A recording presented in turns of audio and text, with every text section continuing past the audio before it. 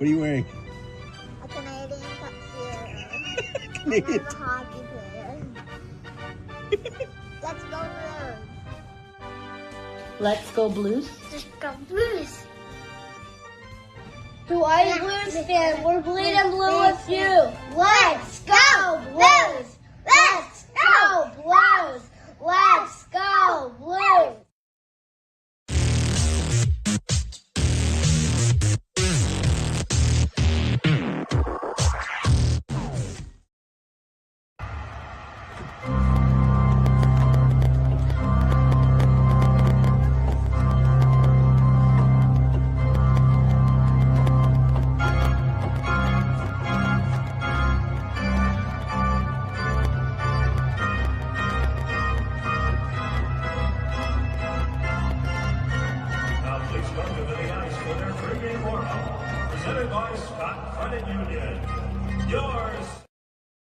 Blue Note.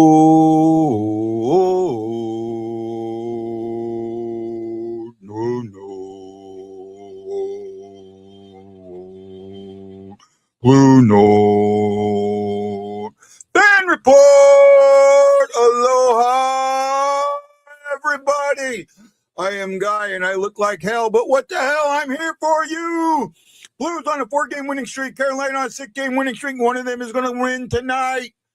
Hopefully it's theirs, not ours. I'm excited. It should be a good game. I like what we're seeing, man. You know, I get some people want to lose, get that first or second round pick, get in the lottery. I don't trust the lottery. I mean, the same people that want to be in the lottery are people that have been yelling, the lottery's rigged, the draft is rigged, the draft is rigged. But you want it. I don't get it. I hope Stephen Glass is here today. If he is, and he said something that's his birthday, I got to sing happy birthday to him. Hope to show up, Stephen Glass. Chris Shockey family, congratulations. His oldest son, his son from a previous relationship, graduated and became a grunt today. Bullet stopper. Another bullet stopper. I've been hearing a little bit around about what's being said about the trade deadline and what happened, and then Rutherford's got a good article out there with Tom Stillman and that. This is Thomas's team, and I know Matt Lowe said he thinks Thomas is on his way out the door. I don't, and I didn't hear the interview. I haven't had a chance to listen to it yet. Sometimes that stuff's hard to find. But I'm going to try and see if I can find a snippet of it or something. I just think that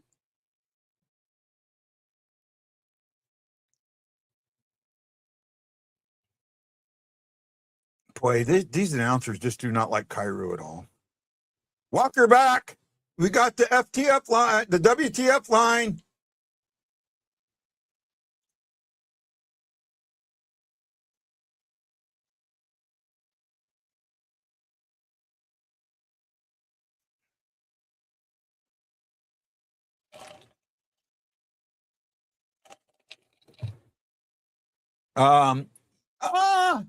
Yeah, Win. Yeah, let me send you a link. You might have the link. If you got an old link, that might work.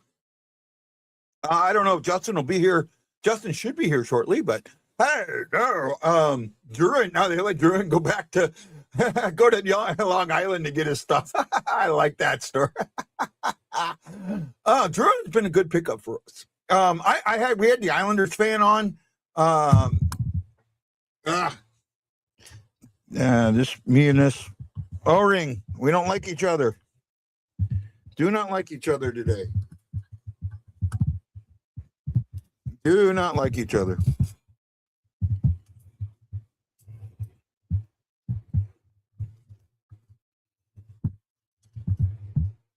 There we go. Kind of change it a little bit. And then another one popped. Where'd I lose? Oh, down here. Oh, the bottom. So I'll fix it later. Do you have the link, Wendy, or you need it? Okay. Carolina, they're top in the East. Blues, the bottom of the West, but close. I have not looked at standings in a while. Blues finally got to 60 points. All right, 60 points, 18 games left, counting today. Carolina, 88 points, leading the West by 2 points, and leading the East by 2 points, leading the division by 9. 9, 9, 9, 9, 9, 9, 9, 9.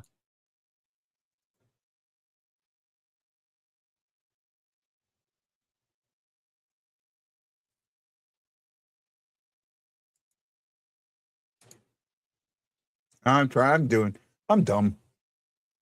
Dumb, give me gum.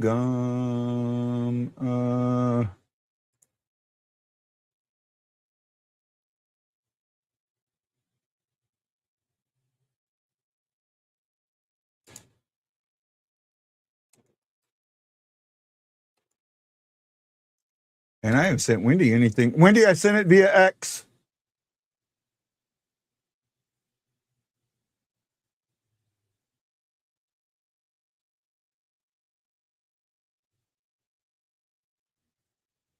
Somebody bounced. Oh.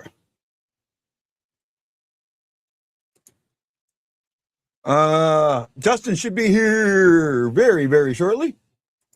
Hey, Justin. What's up? How you doing, man? Doing fine. I'm gonna bring Wendy in. Hey, Wendy. What's up? How you doing today, buddy? Getting ready for the Hawks later tonight. Yeah. Boy, this season did not go the way either one of us wanted it to, huh? I mean, I did predict the Hawks to get around like 75 points this year, so it's like they're still on pace to doing that. Yeah. Well, you predicted them last in the division too, right? Yeah. Right. None of us picked the Blues to be last in the division. You probably had them the lowest.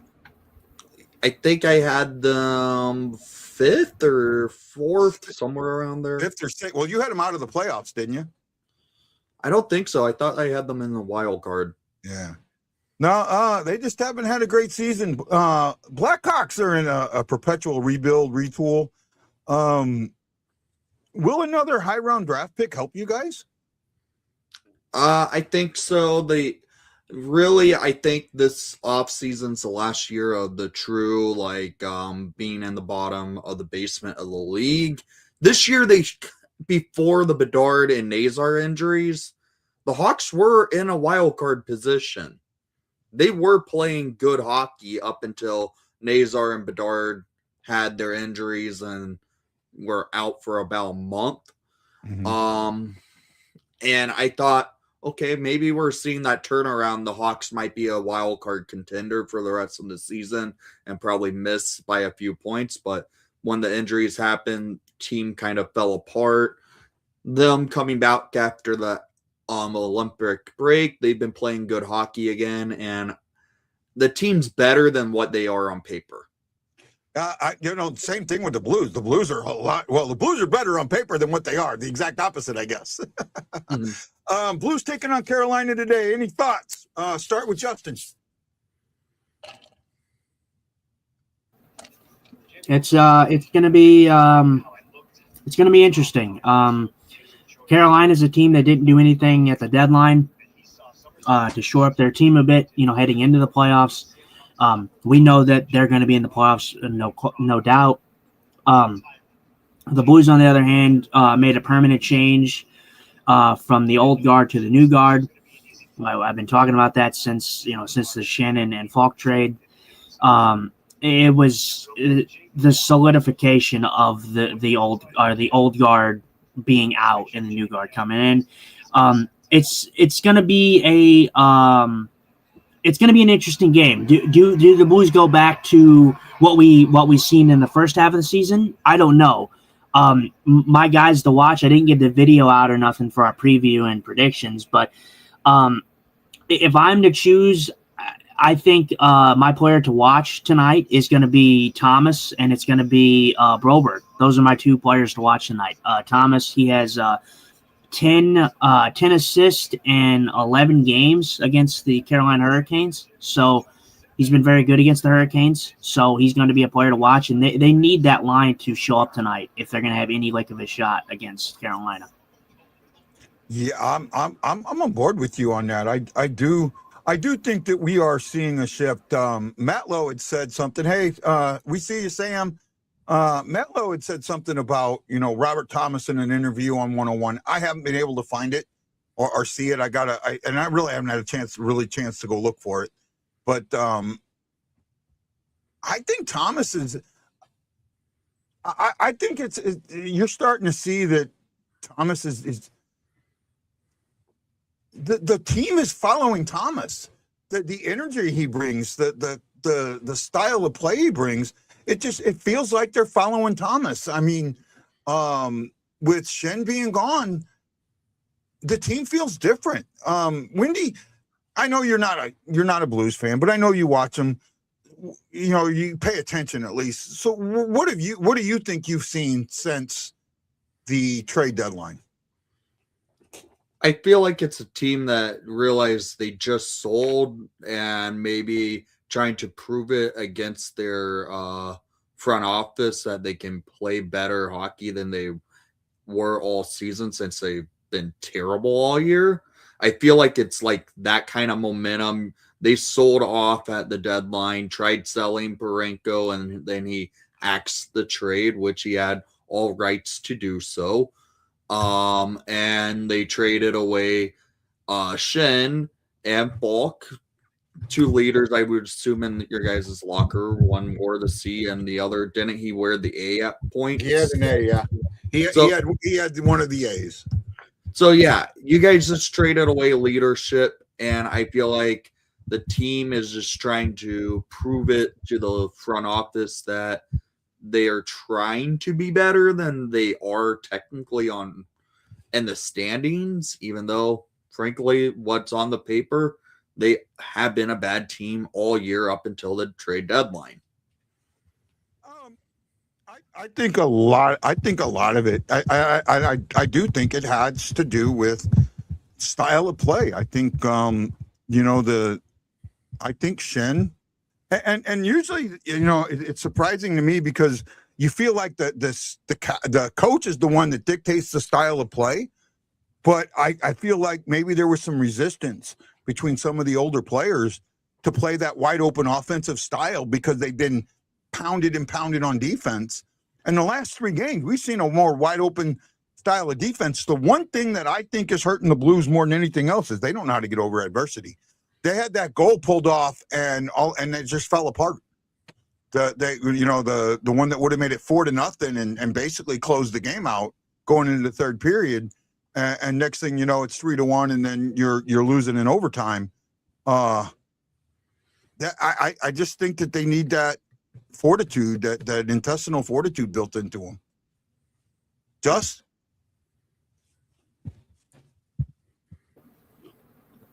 I mean, I don't particularly agree with the fact that they gave up. I mean, they had a 4-minute power play and they tied the game. What did the Islanders do in that third period? Outside of that 4-minute power play, nothing. They did nothing in that period. The Blues were fine in that period. I don't agree with that stance on that game, but we've seen it in the beginning portions of the season for sure, where this team has showed no effort. That game, I didn't feel that there wasn't any effort, that they just gave up. So I don't agree with that at all. But I didn't say they gave up. I said that they let the adversity, they needed another goal and they couldn't get it. Right? You got outshot 20. I mean, and shots don't matter, but you still got outshot 21-41 or something like that in regulation. There was some adversity there that they didn't overcome. That's what I said. All right. What are our thought processes on this game? Binnington versus who's the goalie? I think it's going to be Anderson. I'm not sure. Did anybody see who the starting goalie for today was? Mm-mm. Let me see if I can pull it up here real quick. Oh my goodness. It's Brandon Busty. Is it Bussy? Yeah. Okay, so Binnington versus Bussy. Bussy 25 4-1 with a 238 and an 899. Binnington with a 9-18-6, a 355 and an 868. I mean, the save percentages ain't that much different, but everything else is. I mean, you got look at a guy with a 900 save percentage, basically 900 save percentage, and he's won 25 games. That's telling you that the team scores, right? He's got a 238 save percentage. They play deep. They don't let shots on net. They score and don't let shots on net, unless I'm reading that wrong. Yeah, Hurricanes are a team that's hard to get shots off. I think they allow the fewest shots on goal from any team in the league this year. Bussy's a good young rookie, not a young rookie goalie. Mm-hmm. He's kind of a surprise rookie that came out of nowhere. No one expected him to pretty much take the reins as the number one guy in Carolina this year. Yeah. He basically is in a similar position as to Cam Ward in 2006 and kind of Binnington in 2019 came out of nowhere. No one expected much out of him and kind of proving to be a pretty solid goalie for the Carolina Hurricanes.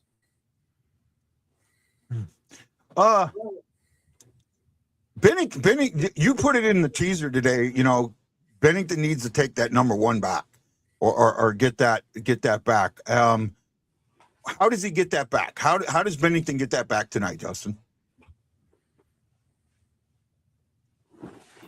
The thing that I said was Binnington needs to show us that he's still a number one for this team. So, and for me, I mean, it's just getting to Binnington style of game. You know, we know how Jordan Binnington can play when he's on his game. It's clear as day. It's clear as evident that Jordan Binnington has not been Jordan Binnington-esque this season. And that's not to say that he's been awful. It's not to say that he's been the worst goalie ever, but like, you know, and stats aren't everything. You know, we talk about that a lot, but stats do show some things, and stats show that Jordan Binnington has not had a good season. So for any person who says that he's been Jordan Binnington-esque, but we want to blame the defense, that's just not accurate. I mean, you can blame the defense for some things, but not everything. You know, we can't let a good goalie in Jordan Binnington, like we all know, get off the hook because he won us the Stanley Cup. It's just not how it works. So, boy, you're throwing darts at me today, aren't you? Well, I mean, I'm throwing darts at all the Binnington apologists, because it's true. It's true. We don't want to speak ill will of Jordan Binnington because he won us the cup. That's exactly why you guys don't want to say anything bad about it. See, then you. Oh man, I'm not going to go there. I'm not going. Okay, go there because you think that I'm throwing shade at you, and I'm not. I'm throwing shade at every general person who doesn't think that there's anything wrong with Jordan Binnington right now. So winning please, the cup has nothing to do with why I feel Binnington is better than his numbers. It has nothing to do with why I feel Binnington's better than numbers. And we all know that he's a clutch goalie. We all know that. You know, but look at as for the regular season, Olympics, look at his numbers in the Four Nations. When he has a team that plays solid defense in front of him, he's that guy. And the Blues defense in front of him has not been good this season. And if it's a circle of mistrust where, you know, he doesn't trust the defense and all of a sudden that leads to him being out of position, he lets it go in and the defense trusts him even less and then they get more out of position and it's just around and around and around. I talked about that when Jake, I know you weren't here, but I talked about that with Jake Allen. Wendy, you might remember me talking about a circle of mistrust when Jake Allen was here. How it just felt like that. But his skills, the quality of what he can do is still there. So what is it that lets all the extra goals in? It's got to be something else. Because if he was this bad, he would have been this bad in the Olympics against the best in the world. That's my point. That's where I'm looking. No one's saying he's a first. The neutral party. I want to hear the neutral party on this. Somewhat neutral. Well, frankly, it's the team up front of it. There's sometimes a thing. A team who knows they have a goalie who can't save a puck, they lose trust in him. And even if they're a good goalie, it seems like up front, it could be a trust thing with the team up front of him, not knowing if they can get much out of him with the fact to make that extra save they need, even because the team is defensively weak. Like, on Chicago's point of view, I will say it like this. We have Spencer Knight, Arvid Soderblom. The Hawks trust Spencer Knight so much, they can the defense can play a little bit more relaxed and lackadaisical in some points because they have a goalie they know will make that extra save for them to get a point or two in a game. Arvid Soderblom, on the other hand, they have a goalie that tends to make it hard to trust between the pipes, making that big save needed to get a win. It's sometimes a trust thing and a confidence thing in your goaltender. Yes, if Binnington was on like a team like Edmonton or a team like, let's say, Carolina, for instance, he will be a top goalie. He's on St. Louis, a terrible team. Not a terrible team, a team playing badly. They are a terrible team. If they're in the bottom five in the league, they are a terrible team. You have to say it. So are you guys a terrible team? Yes, I'd say we're a terrible team. Okay, fair enough. The Hawks are a rebuilding young team, and they don't play good hockey. Yes, but St. Louis is a team who is not a good hockey team defensively or offensively. It's not going to help a situation and trusting a goalie who seems to play better when he has a better defensively minded team up front of him. St. Louis defense is not the greatest. Their defense, I'd say their defensive play, but they got young. They're younger. I'm going to let Justin answer now. Sorry. Go, Justin. Philip Broberg is better than every defenseman on Edmonton. So I don't know what we're talking about with Edmonton. That doesn't make any sense to me. Carolina, sure. Carolina has some great players. Jacob Slavin, he's the man over there. But, I mean, let's take away from who we have in front of us, okay? Joe Hofer has the same guys in front of him. I get it. It's a trust thing. It's a confidence thing. Whatever it could be. He still has the same guys in front of him. He still has to perform. He still has to pick up for the team slack. He has the same exact players in front of him. So I don't always like the excuse, the confidence of a team. They don't trust the goalie. There's times where Joe Hofer gets hung out to dry, but Joe Hofer has been making that extra save. The fact of the matter is he's not been Binnington-esque this season, and that's not to say that he's been terrible. I agree 100%. He plays above his stats, but that doesn't mean that I'm going to blame the defense on everything. I've sat here and consistently said on this show, and you, Guy, have also said that the defense is not that bad, but now we want to backtrack and say, the defense is to blame. Okay, I think we're misunderstanding what the defense is. Defense is not just the defensemen. It's how the team plays defense. Our defensemen are not that bad. I think we've got really good defensemen. Broberg is absolutely becoming the number one defenseman in the league. Stillman said it. The owner said it, right? He's going to be the number one. But the way we play defense is bad. We allow too many odd man breaks. We allow too many backdoor feeds.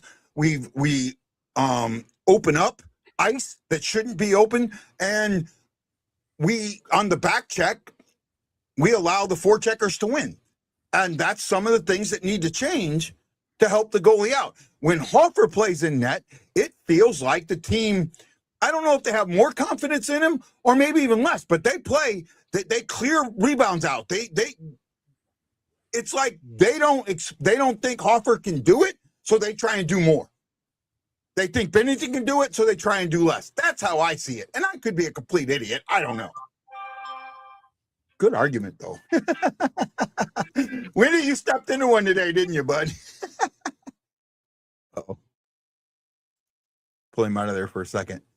And Justin, let me say this. It is absolutely perfectly fine that we're disagreeing.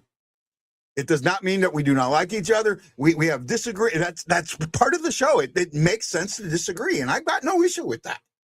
I got no issue with you seeing it one way and me seeing it another. So I hope you're not taking it that way.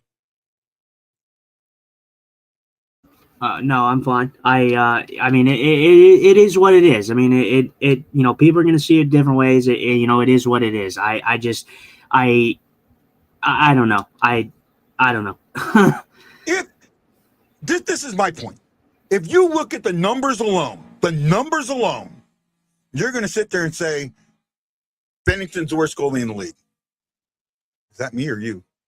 Me. Somebody's got a weed eater outside, I guess. You're going to say he's the worst goalie in the league. If you spread that out, take the numbers away, well, not take the numbers away, but look at everything, you're going to sit there and say, no, he's not the worst goalie in the league. And that's what I'm trying to get at, that it's a combination of things, and it's just not him playing poorly, because in all actuality, I don't think he's played that poor. At least that's my feeling. I go back to when he was pulled against the Flyers this season. I go back to that game. The Blues, they're down in this game. They make a comeback, and then he lets up a softie. Now, I get it. Goalies let up softies, but this wasn't like a one softie. This was like a couple softies, and then he gets pulled, and then we're talking about Jordan Binnington and the whole conversation with Montgomery when they said, we just said, we loved each other. So that's clearly not what was said. Binnington was not happy, rightly so. But this I want to bring this up because this was not a game that the St. Louis Blues hung their goalie out to dry. This was a game that was lost on poor goaltending. And yeah, that's one game, but that's the game that I remember fondly because of the situation that happened. But there's been games for both goalies this year that have costed the Blues. The game against the Blackhawks, where we went, and we should have beat the Blackhawks, and then they ended up blowing us out because Hofer was terrible. That was on Hofer. That wasn't on the team. It happens for both guys. But the fact of the matter is, Joe Hofer is the guy making the extra save. Jordan Binnington is usually that guy that makes the extra save. Right now, he is not that guy right now. Hofer is that guy. I will agree with that. That right now, Binnington's not making the extra save. I will agree with that. You okay, Nick? Yeah, I just had to take a phone call. Oh, no problem, man. I don't think he's bad. Like I said, this is not a discussion like, I hate Jordan Binnington. I think he's terrible. I think he's a great goalie. But my thing though is I think we get a little clouded sometimes because, like I said, I brought up that example, and I think that was a good example to bring up about how both goalies have let up games for the Blues this year. Yeah, and that is two good examples. I agree. Wendy, you might be able to, because you're a little better with prospects and things like that. Binnington's contract ends after next season. Okay. we are both under the understanding we don't think that the Blues will re-sign him, especially with the emergence of Hofer. Would you, during the offseason, try and trade Binnington and get picks and possibly a veteran goalie? Or would you keep him for the season, see how the season goes, and then, depending on where you're at in the standings, decide if you're going to trade him or not? And do you think that Hofer should have a veteran goalie? Is he ready to be a number one with the rookie behind him, or does he need a veteran behind him? He probably needs a veteran with him, and split 50-50 exactly if they want to go that route for him to be a starting goalie. With there being a front office change coming this offseason, because that is a key point you have to look into. They might look at maybe it's Steen becoming GM, correct? Yes. And Doug Armstrong will say the president of hockey operations. Okay. So there's a thing where I would think maybe the GM would want to have his own fingerprints on the team fully once he takes over. I get Armstrong's going to stay within the organization as president of hockey ops, and that means he probably will have the final say on everything, I would think, because sometimes usually president of hockey ops have a higher say over the GM. One nice thing the Hawks don't have is a president of hockey operations anymore. Yeah. I would be like, I could see the Blues trade Binnington this offseason to a team like that is in need of a proven goalie that can help win now, because St. Louis is not in a win now situation. And with it being an expiring contract, I could see them look at it where they could trade him to a team that has a goalie who has a little bit more term, is more of a veteran, and then get a little bit more assets in it if it's a bad contract, to kind of even out a deal to work out maybe Binnington plus maybe a third-round pick to a team for a veteran goalie with maybe a second-round pick coming back. I could see something like that occur, just so if they're wanting to go Hofer full-time, they have a veteran goalie splitting the duties with him versus Hofer getting thrown into the Wolves and being that full-time number one guy. That's where I would be like, I would say probably is the more likelihood of a Binnington. I brought up something. Game's getting ready to start, but I brought up something yesterday, and I want you guys to. What about the possibility of, prior to the draft, trading Binnington for Bobrovsky, with Blues getting a second or third round pick back? The Blues signed Bobrovsky to a 1-year, $4 million contract to back up Hofer for a year. I don't know if that will work out, because I know Bobrovsky wants to still be that number one goalie. Well, he's not the number one goalie right now, is he? Yes, he's not, and Florida sucks this year. They, with all the injuries they occurred, and I still think they're blatantly tanking because they know they have a chance to keep their first round pick this year. God, I don't like how that was top 10 protected. And we found out about that about a year later. They're trying to tank this year. Defensively, the team has not been the same without Barkov. They've had the most injuries in the NHL this year. That's really hindered their roster. And next year, I feel like they're going to be back to potential cup contendership just because they will be healthy again.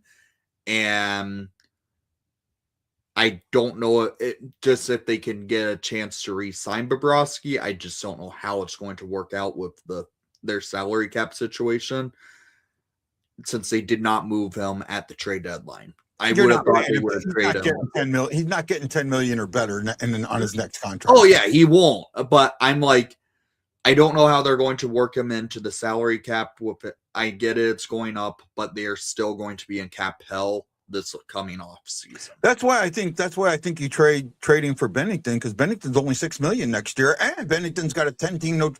So you could still, if things don't go, you could trade Binnington almost anytime you wanted. Okay. The fact that he's only got a 10-team no trade list, I mean, that's still 22 teams out of 32 that you can trade him to.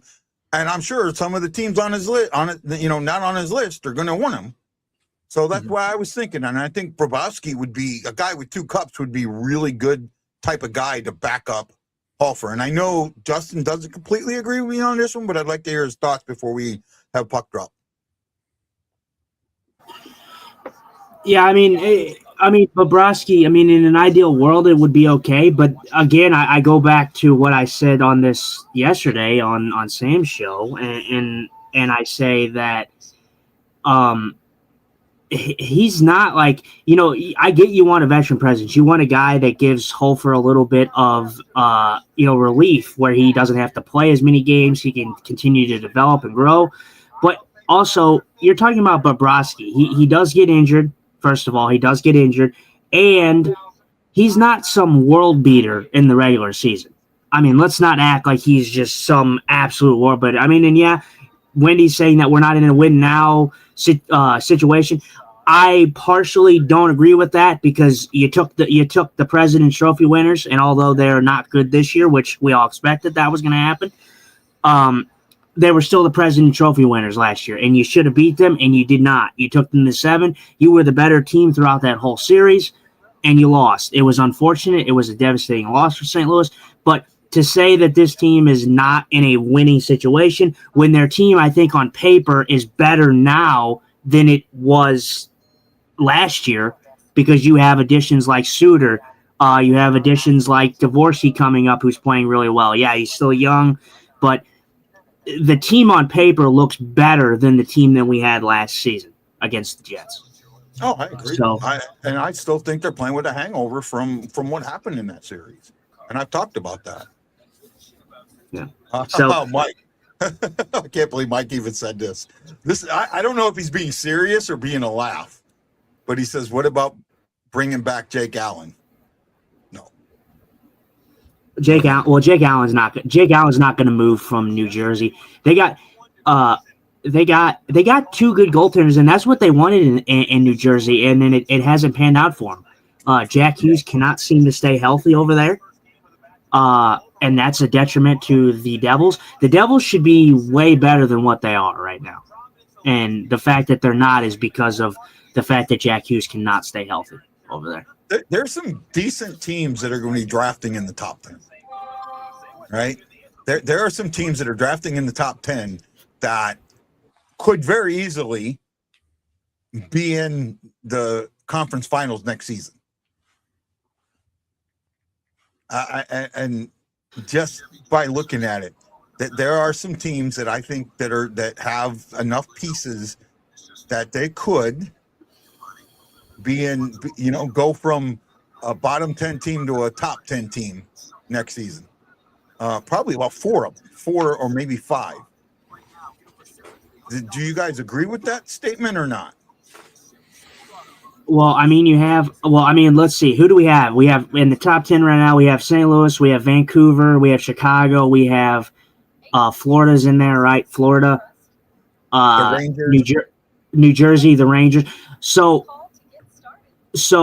Chicago, no, obviously they're not going to make the West final. No offense, Whitney. Sorry, I think Whitney already knows that. Chicago's not going to make it. The Rangers won't make it. The Rangers have nothing in their pipeline. I feel bad for the Rangers over there. Who else? Vancouver. They're not going to be in the West final. Your closest, like some of the teams in there, like Florida. Once they get Barkov back, Barkov is one of the best 2-way guys in the whole entire league. Once he's back and Florida gets what they need, they'll be competitive. They're still going to be a competitive team. Like I said, I'm not giving up on the Blues bandwagon yet. I don't think they're necessarily going to be some top team in the NHL, but I think that they're going to have a better next season than they are this season. And I don't think that's that far of a stretch or far of a take, but I just think that this team is going to be better. I think this team's going to come out better than what we saw this season. In the first half. So, yeah. So currently the bottom 10 at 22nd is LA. Then you have San Jose, Nashville, New Jersey, Toronto, Winnipeg, St. Louis, the Rangers, the Hawks, Calgary, and Vancouver. So out of that bottom 10 in the league, in that order, going 22nd to 32, the teams I could see potentially move back into playoff contention would be LA. I could see New Jersey get back up there. Mm-hmm. Toronto potentially. Granted, that team is a dysfunctional mess. Winnipeg, I will say, could get back up there. Then you also have teams like that are on the rise, like San Jose. I could see finally getting back into the playoffs. I don't know about this year. They've been falling apart recently. Chicago, I think, could be a bubble team to be in wild card spotting close to the end of the season, but barely miss the playoffs. You're going to have teams on that rise and moving some more teams back downward. Florida will obviously be back in the playoffs. They're currently at 21st in the NHL. Come on to stay out of that top 10 position because I want their draft pick this year. But I really think you're going to see teams like San Jose, New Jersey, Chicago, Winnipeg, LA, more on the competitive side. A couple of them will be bubble teams. A couple of them will be in the playoffs, and a couple of them will obviously miss. I just don't know what will happen with it because I know Vancouver definitely won't be in it. Calgary definitely won't be in it. Nashville is still a question because they're going to be in a new GM hunt, and I honestly think a new GM is definitely needed, and that team has zero key prospects in that pipeline to really help them for their future. I think a rebuild is coming to Nashville. Okay, they're about to drop the puck. I got a question. You got to answer this quick before we get to Trump Puck. Hopper or Binnington, who has more wins down the stretch? Windy. Probably Justin? Joe Hofer. I'm going to go with Binnington. I'm just going to take a chance there and go with Binnington just to be different. Okay, we're about to puck drop. Wendy, you going to stick around? Or are you going to disappear? Puck drop. I got to get going. I have to finish up dinner here. Thank you, Dan. Thanks for joining us, Wendy. Yep. Great having you, buddy. Okay, back to the game.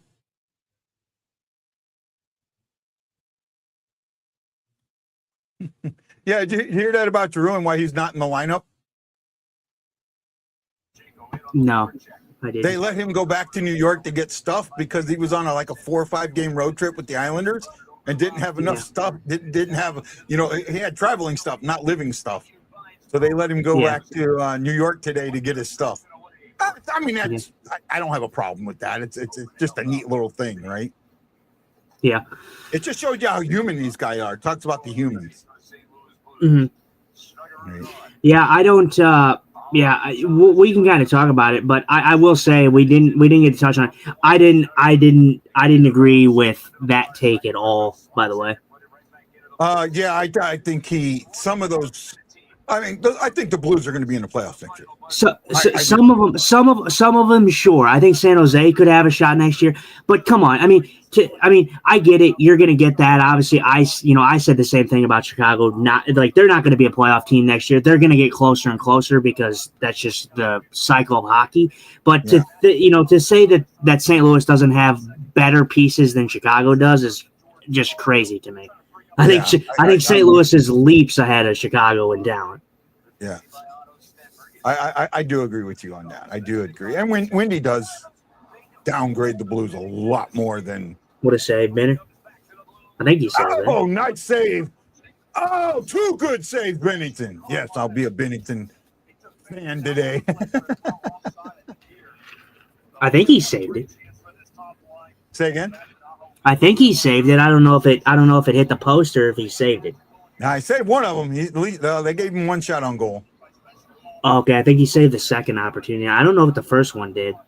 Hang on, did he save the second? Oh yeah, he did. I think he did get a piece of. Oh no, he got 2 saves. I think right there. I think.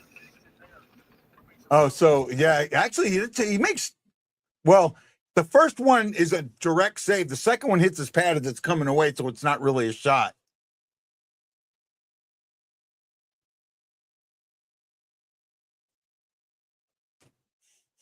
Yeah, Mike says Binnington probably had it the best. Stayed in San Jose and then played in St. Louis to pick up his stuff. Yeah. Yeah, he got lucky there.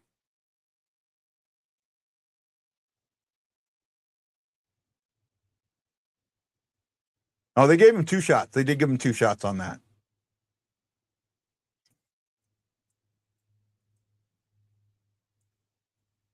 Oh, that was kind of a Carolina in this situation, we talk about this. How I've talked about this, shots are not really a massive key factor. The Carolina plays the type of style where they just shoot the puck from anywhere. They don't care where the puck is. They will shoot from anywhere. So they get a lot of shots. They're in that boat where they get a lot of shots, and they don't tend to give up a lot of shots. Yeah, they're looking for rebounds, right? They're looking for that second chance opportunity. Yeah. Right. They're a team that probably averages a high 30s on the shot count a game. They lead the league. I heard Curb say that they lead the league in shot attempts. Yeah, they get a lot of shots, and a lot of them are not quality shots. They're just garbage shots, but they create their opportunities with those type of shots. Earlier, so I won't mention it. Never mind. Huh? I just it didn't get mentioned, but Binnington got caught. Oh, nice, another good save. Binnington was playing the puck, and our defense was not perfectly set up, and he took the puck and he flipped it really high into Colorado or in the Carolina zone. Yeah, that type of play from him is what I hope Hofer sees and learns. Right. So. All right. Well, just give it a minute. Yeah, just give it a minute. Oh wow, he got lucky. That puck's still loose. Wow, he just pulled a Hofer. Wow. Okay, I admit that he just screwed up puck handling. Hear me say it.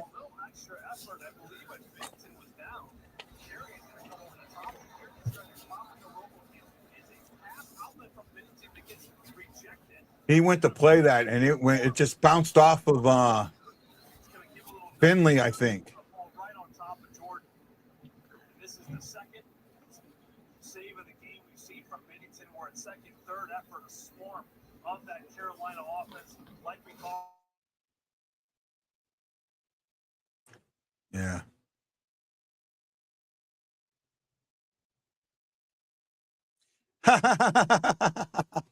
AC wants to know why is it that Justin is the one in the Hawaiian shirt, but Guy is the one in Hawaii. You're going to confuse all the new followers. I rarely wear Hawaiian shirts, Aloha shirts. I rarely wear them.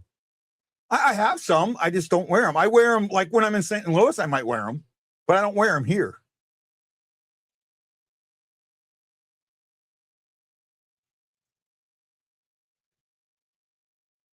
Blues look confused right now.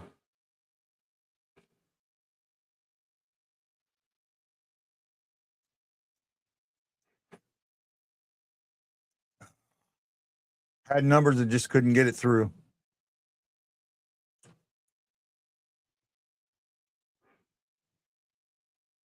Kelsey Mack says, if you're in Hawaii, isn't every shirt a Hawaiian shirt? Well, this is my Hawaiian blue shirt then.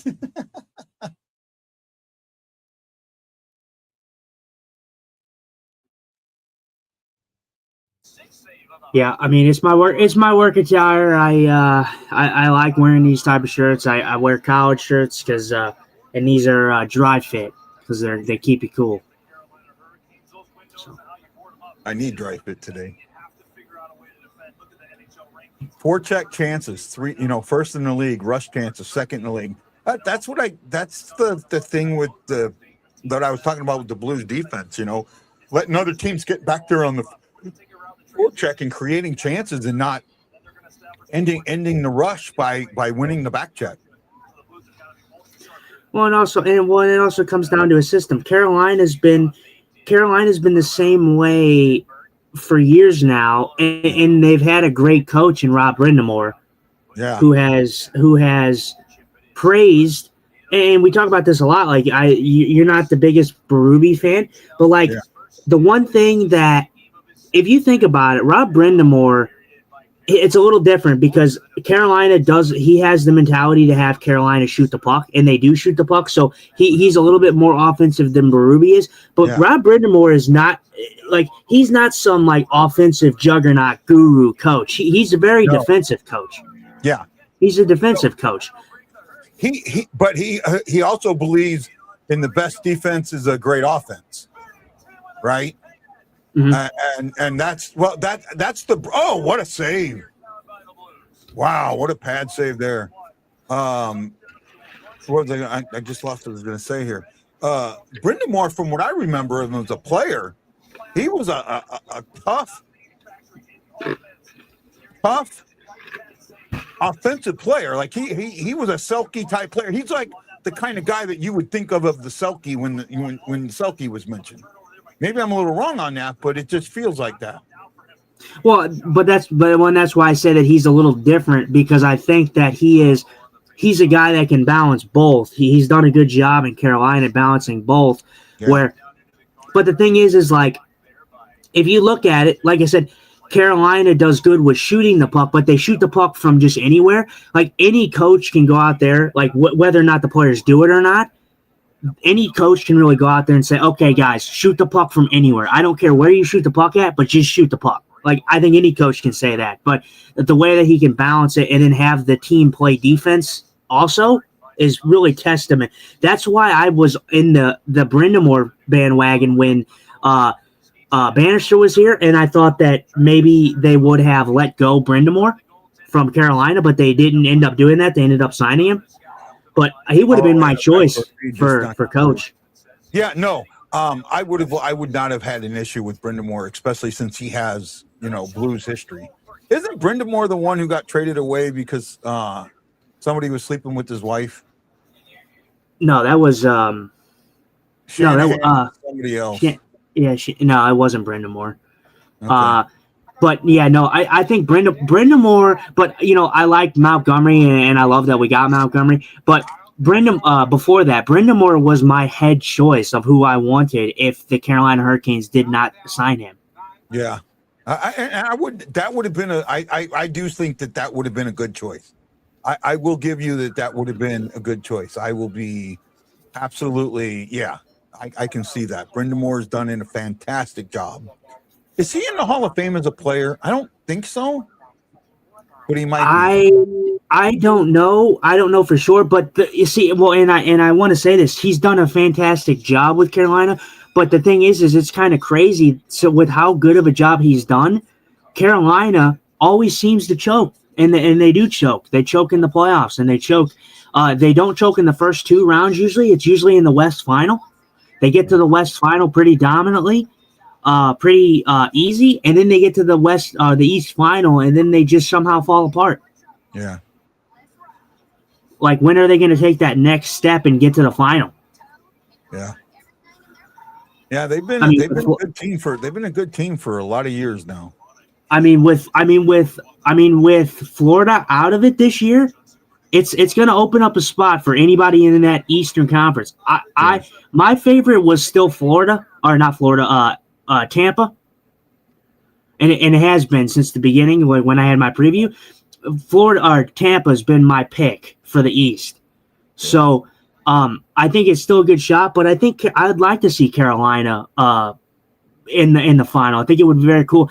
If it was me, if I'm booking it, and I wish I had a say in it, and obviously what happened, I would love to see a Carolina Dallas final or a Dallas Tampa final. And that's kind of what I went with. I went with Tampa and Dallas. A repeat of the bubble final. Yeah. Yep. All right. And for me, I think I really just want to see Carolina get over the hump for the first time. And I'm kind of the same way with Dallas. Like I shouldn't want Dallas to win, but Dallas has been in that when are they going to get over the hump type of thing for a couple seasons now. Like they've been in it and then they haven't. So Dallas is going to have to hope that they have the goaltending to beat. They have the goaltending to beat Colorado, right? What they need to do is have an offense that's going to be timely, right? It's not like they need to score 99 goals, but they need an offense that's going to get you the goal when you need a goal. They're going to need a goal to change momentum, because in that series, and I'm pretty sure that series will happen, right? That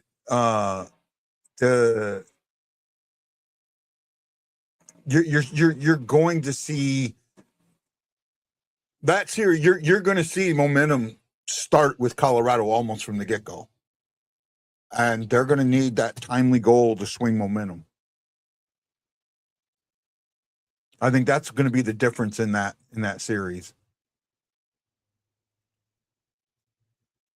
Hefner, you're in timeout, bud. I can't actually put you in timeout, but you're in timeout.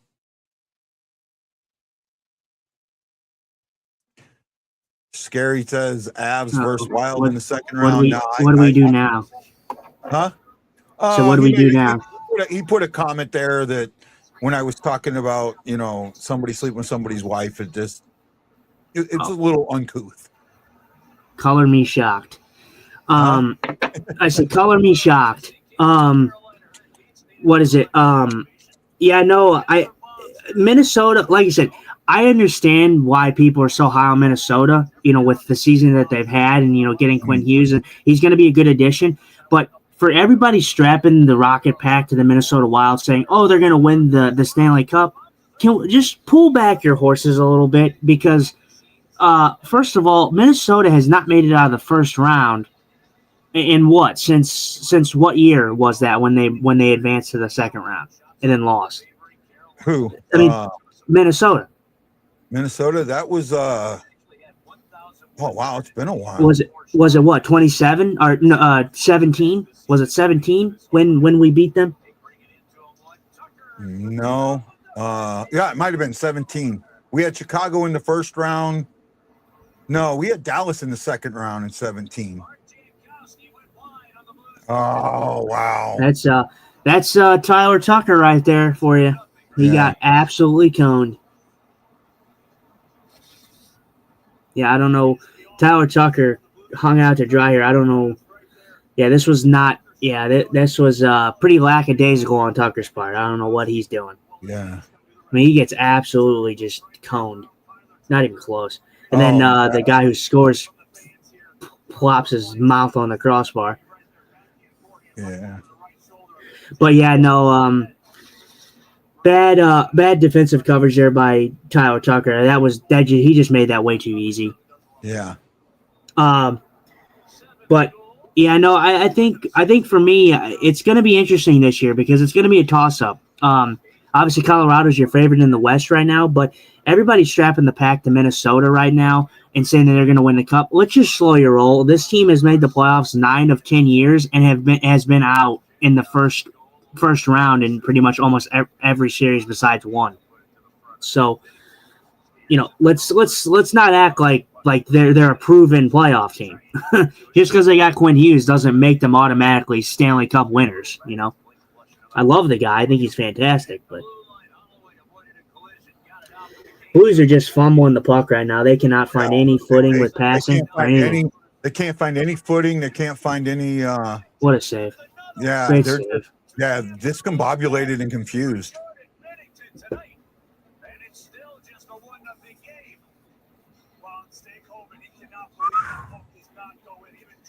It should be 3-0 right now.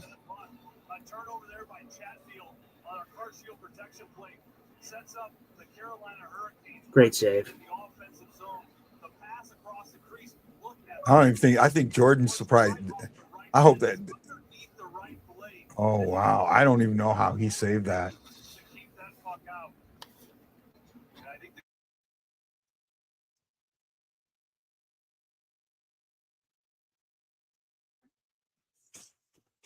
Wow.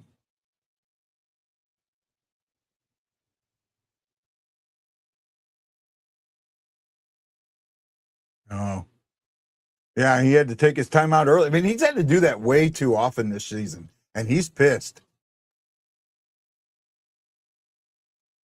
He is pissed. All that energy that we saw in the first couple of the first games. I mean, after last game, they have a bad game and they don't come back from it. That's or they have some adversity happen, and then they struggle the next game coming back from it.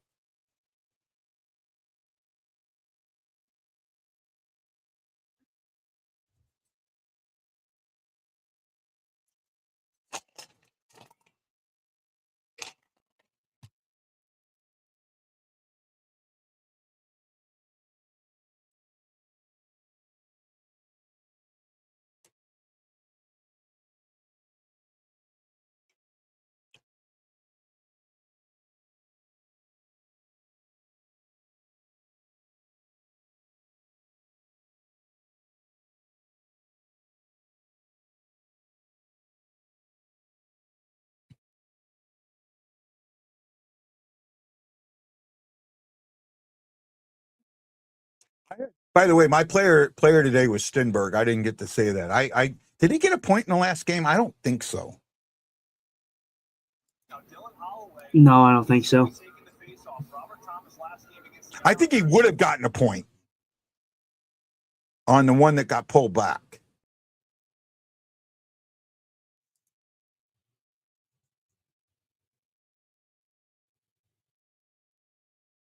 Yeah, no, he didn't get a. He did not get a. Oh no, Lindstein. Yeah, Theo Lindstein. He did get a point. He did get a point. He got his first point in that. So, got his first point in his rookie debut.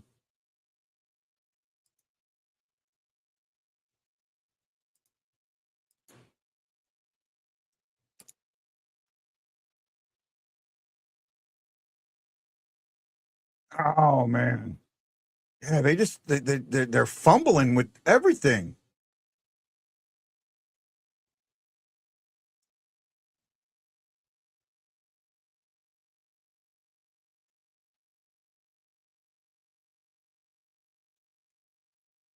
Oh, Holloway lost it. That would have been. He had a wide open net. Wide open net. Get some energy, guys. Good zone time.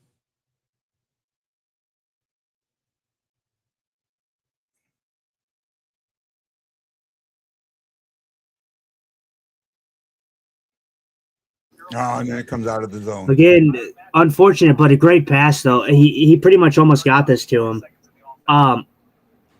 Another great shift by the first line. This first line's been very impressive to watch. Yeah. Snuggerud and Thomas especially are going to be very, very good for years to come for this team.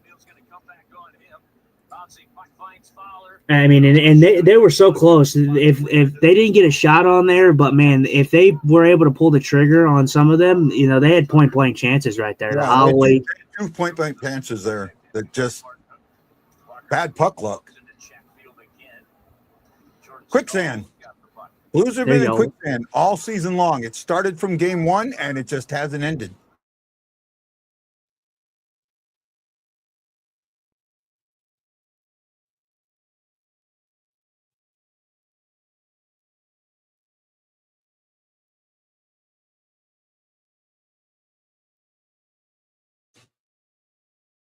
So apparently,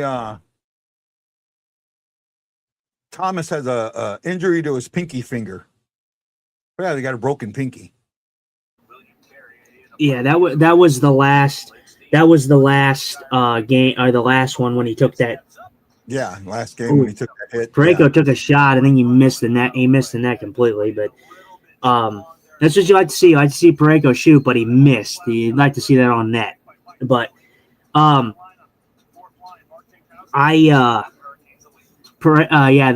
he took that puck to the hand, it might have been the pinky or something. It might have hit him there. Yeah. I don't know, but he said that he's at least he's in the game, but he just can't take faceoffs.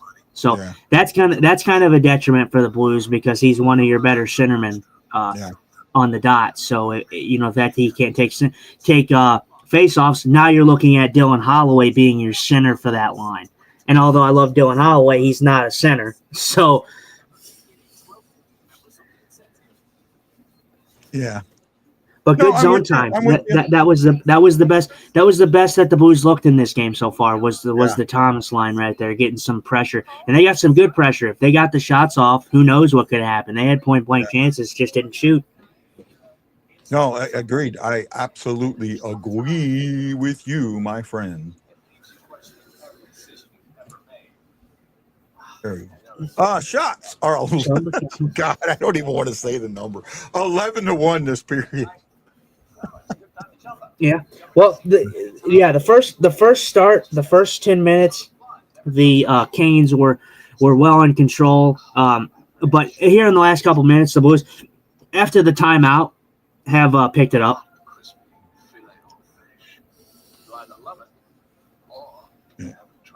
After the timeout, I should say. 10-piece chicken McNugget. 7:29 or 7:27 left to go in the period.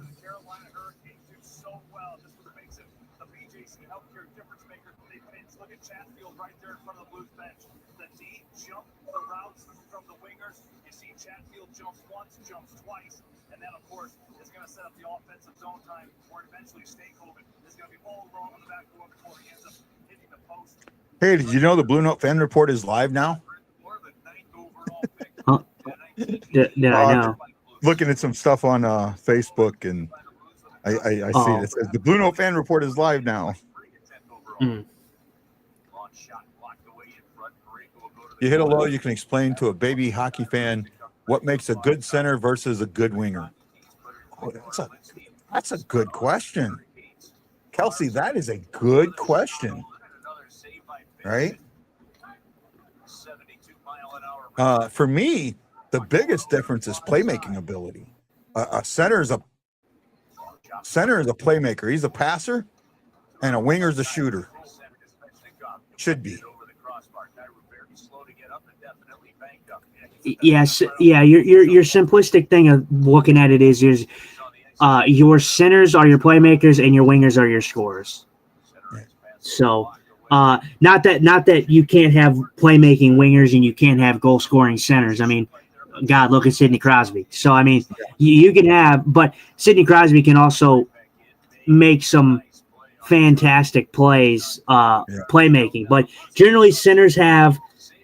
The reason why centers are so crucial and they're the most valuable forward spot in my opinion is because they have to play both sides of the play. You know, wingers, like you said, you can have wingers that are mostly goal scoring oriented and not defensively oriented. Yeah.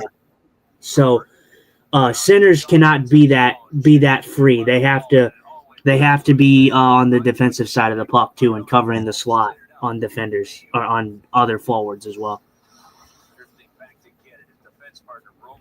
No, I agree. You know, they're also the center's also taking the face-off more. They're also the center is more. The center's the quarterback, and the winger is the wide receiver, to use an NFL reference. Would you agree with that? Sorry, say that again. The center is like your quarterback, and the winger is more like your wide receiver. Yes, absolutely. Because your center is pretty much responsible for dishing the puck. The center has to move the puck quickly. Seeing as your position is in the center of the ice, so generally a lot of times you're obviously in hockey it's a little different. Like if you're playing obviously we're not talking about like video game style or anything like that, but like centers obviously take the center of the ice. But most of the play, if it goes through the neutral zone and it goes through the center, that center is responsible for taking that puck and either getting it quickly off to a winger that is rushing into the zone with speed, or dumping that puck in, for your wingers and stuff to forecheck. So it's such a hard position to play because you're responsible for so much. You're responsible for faceoffs. You're responsible for, like I said, playmaking. You're responsible for being a quarterback for your wingers, because most of the times than not, if you don't have a good center, your wingers struggle because your center should be setting those wingers up. And if you don't have a good center, that probably won't happen. I also think your center needs to be a better skater than a winger.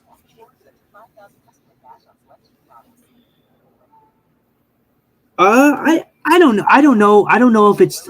I mean, yeah, you want them to be good skating, but I think for the skating aspect of things, I think the reason I could be on board with that is because they play both sides of the puck. You have to play offensively, but you have to also play defensively. You're responsible for both sides. So being a good skater helps you do that.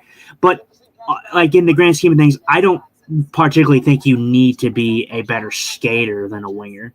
Because I mean, you look at some of the others, like Kyrou, for instance, like he's super fast, and then you look at someone like when he was playing like Braden Shin. Braden Shin's not like a.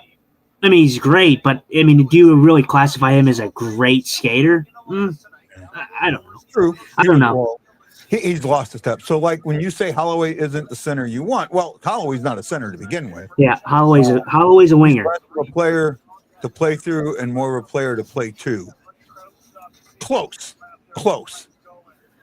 I mean, simplistically, yeah. I mean, you're close. He's the guy you want in the position to shoot, not the guy you want to find the guy in the position to shoot. Well, and your center also, your center's also responsible for more so not shooting the puck. Like you want everybody on your team to shoot the puck when you have the opportunity, but centers are also responsible for being in front of the net, aka Sidney Crosby, being in front of the net, tipping, screening goalies. Their responsibility is not the.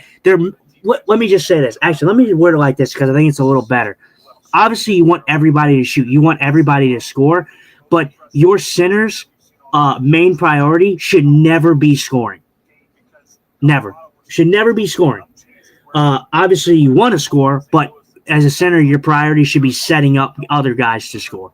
Yeah. With one exception. Yeah. Gretzky. Yeah. I mean, like you said, you have generational centers to where like centers they really know how to score. Like, a.k.a. Nathan McKinnon, Connor McDavid. But those guys, like in the grand scheme of things, those guys are not defensively sound. Like those guys are guys that can like they don't have to play defense, like a lot of defense on that position because they score so much. Yeah. So it's a little different. But like most centers in the league, they're not Nathan McKinnon, they're not Connor McDavid, so they can't afford the luxury of not playing both sides of the puck because it costs them if they do not. Carolina is playing a version of the neutral zone trap. That is just stifling the Blues. They are not letting once the Blues hit the red line, that half of the ice. They are not letting the Blues have anything. That if the Blues do get it into the zone, they can't get a shot off. The Carolina's clogging the middle. They're not even giving them the outside. I mean, the Blues can't. The Blues aren't even taking outside shots, which maybe they need to start doing. Shots are 13-2, and it is clear that at this point Carolina has controlled this game from the puck drop. I don't think other than that one shift have the Blues done anything in this game to make me feel like they were in this game. There's been Carolina's been very good defensively. The Blues, there's a few chances where, like you said, we talked about the Thomas shift. There's a few chances where they've been in the zone and they've actually they got a quick pass off, right? They got a quick pass off, but then didn't get a shot off. If they got the shot off, it may have been a little different because there was opportunities to where they could have got a decent shot. If they shot, they could have got a decent opportunity. You never know. So, yeah. As for the control, though, the Carolina Hurricanes have been swiftly in control. But if the Blues would shoot, who knows? Anything can happen. They got to shoot, though. Yeah, I mean, they got to get into the zone with something other than by myself with three guys around me, and I got nowhere to go with the puck because that's what I'm seeing right now.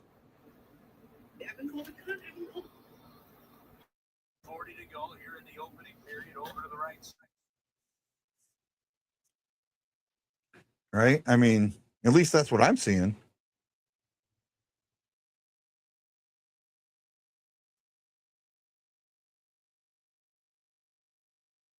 Nice back check by Broberg there.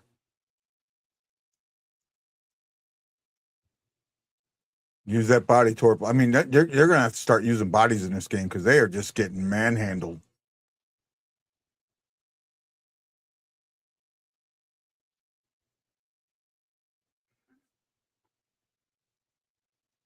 One minute to go in the period. I mean, we're lucky we're only down by one. I mean, we really are. We have not.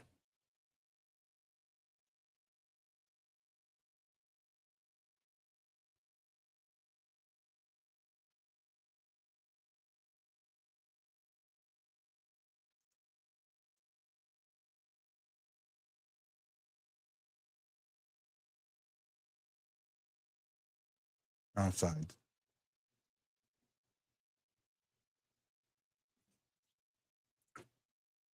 Kelsey, welcome back. Thanks for joining us again and becoming a new fan. We love ya.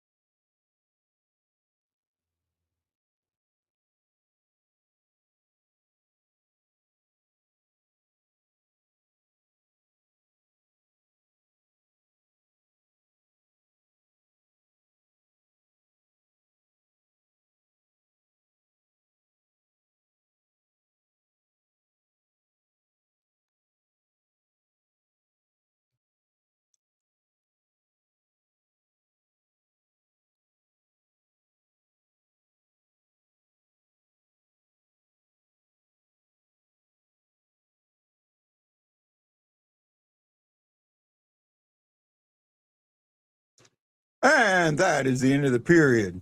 Not a 13-2. Wow. Justin, you're gonna have to cover this for a second. I gotta use the restroom. All right. Yeah, not an ideal period for the St. Louis Blues, and that's okay. You know, Carolina, this was going to be a tough game. Obviously, this is their hardest game coming out of the Olympic break here.